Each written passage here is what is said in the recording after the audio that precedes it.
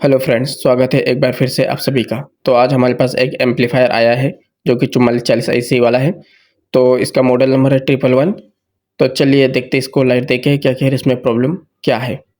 तो यह रहा इसका मेन लीड, इसको हम लाइट में लगा के देखते हैं।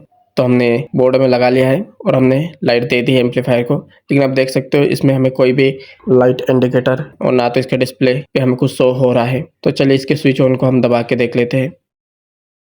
तो हमने इसके दोनों स्विच ऑन दबा के देख लिए, लेकिन इसके बाद भी इसके डिस्प्ले पे हमें कुछ भी दिखाई नहीं दे रहा है। तो चलिए फटाफट हम इसको खोल लेते हैं। तो जैसा कि आप देख सकते हो हमने इसको फटाफट खोल लिया है। तो इसमें आपको दिखाई दे रहा होगा कि यह जो बोर्ड लगा है इसमें 4440 IC का बोर्ड लगा है और इसका जो ट्रांसफार्मर है वह 012 3 एम्पियर का है। तो चलिए इस ट्रांसफार्मर को सबसे पहले चेक करते हैं। तो इसको चेक करने के लिए हमें सबसे पहले मल्टीमीटर को कंटिन्यूटी मोड पर सेट करना है। तो हम इसको कंटिन्यूटी मोड पर सेट कुछ इस तरीके से कर लेते हैं।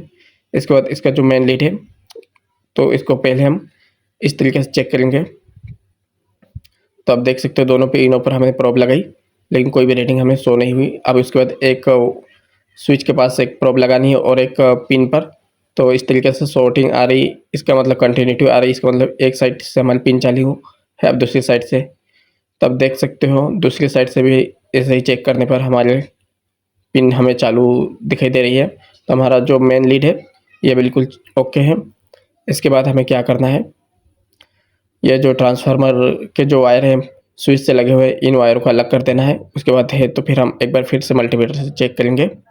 तो चलिए सोल्डर से हम इन दोनों वायरों को फटाफट अलग कर लेते हैं। तो हमने सोल्डर से दोनों वायरों को स्विच से अलग कर लिया है। इसके बाद हम एक बार फिर से मल्टीमीटर से चेक करते हैं। तो आप देख सकते हो हमारा ट्रांसफार्मर बिल्कुल भी कोई रीडिंग नहीं दे रहा है। इसका मतलब यह ट्रांसफार्मर बिल्कुल ही ख़राब हो चुका है। तो चलिए इसकी जगह पर हम न्यू ट्रांसफार्मर लगाएंगे जो कि यहाँ पर 1203 एम्पियर का है। तो हम इसकी जगह पर दूसरा ट्रांसफार्मर लगाते हैं। तो चलिए इसको हम फटाफट खोल के साइड कर लेते हैं इस ट्रांसफार्मर को। तो उससे पहले हमें यह जो सेकेंडरी साइड में वायर लगे ट्रांसफार्मर के, सेकेंडरी साइड वाले वायरों को अलग कर लेंगे। तो इनको हम यहाँ से काट लेते हैं। तो सेकेंडरी साइड के वायर को दोनों को हमें काटना है। तो एक वायर है इसको हम सोल्डर से अलग कर लेंगे। तो हमने ट्रांसफार्मर के सेकेंडरी साइड के वायरों को भी अलग कर लिया है। इसके बाद हम इसके जो नट बोल्ट लगे हैं ट्रांसफार्मर के उनको हम खोल लेंगे फटाफट। तो आप देख सकते हो हमने ट्रांसफार्मर के बोल्ट होल को अच्छे से खोल लिया है और यह ट्रांसफार्मर हमारा निकल के बाहर आ चुका है। अब इसके बाद हम एक बार फिर से इस ट्रांसफार्मर को मल्टीमीटर से चेक करेंगे। तो मल्टीमीटर को कंटिन्यूटी मोड पे ही रहने देना है। इसके बाद हम इसकी सेकेंडरी साइड चेक कर लेते हैं। तो जैसा कि आप देख सकते हो इसके सेकेंडरी साइड में रीडिंग आ रही है, जो कि इसकी सेकेंडरी साइड तो ठीक है, लेकिन मेन जो इसकी प्राइमरी साइड होती है उस साइड हमें कोई भी रीडिंग शो नहीं हो रही है। इसका मतलब यह ट्रांसफार्मर हमारा बिल्कुल ख़राब हो चुका है। तो इस ट्रांसफार्मर की जगह पर हम ये वाला ट्रांसफार्मर लगाने वाले हैं। तो मैं आपको खोल के दिखा देता हूँ, इसके अनबॉक्सिंग कर देता हूँ। तब देख सकते हो यह JPS कंपनी का ट्रांसफार्मर है। तो आप देख सकते हो यह 012 2 एम्पियर का है। हमारे पास 3 एम्पियर का ट्रांसफार्मर नहीं है। तो 3 एम्पियर की जगह पर हम 2 एम्पियर का ही लगा देंगे तो हमारा काम चल जाएगा। तो चलिए फटाफट हम इसको लगा लेते हैं। तो उससे पहले मैं इसकी वायरिंग आपको बता देता हूँ कि कौन सी साइड की वायरिंग किधर लगेगी और कौन सी वायरिंग में हमें लाइट देना है। तो आपको जो रेड कलर की जो वायरिंग दिख रही है इसकी रेटिंग हम सबसे पहले चेक करते हैं। तो इस रेड कलर की वायरिंग की हमने रेटिंग चेक करी। तो यह प्राइमरी साइड है, यहाँ पर 165 के लगभग रेटिंग बन रही है। तो यहाँ पर हमारे मेन लाइट के वायर लगते हैं। अब सेकेंडरी साइड की वायरों को छील लेते हैं। तो हमने सेकेंडरी साइड के वायरों को छील लिया है। अब इसकी रेटिंग हम चेक करते हैं। तो सेकेंडरी साइड की रेटिंग चेक करने में 0 रेटिंग आ रही है। इसका मतलब यह हमारा सेकेंडरी साइड सही है, यह हमारा बोर्ड से कनेक्ट होंगे ये वायर। तो चलिए अब हम फटाफट इसको बॉडी में फिट करते हैं, फटाफट स्क्रू वगैरह लगा लेते हैं।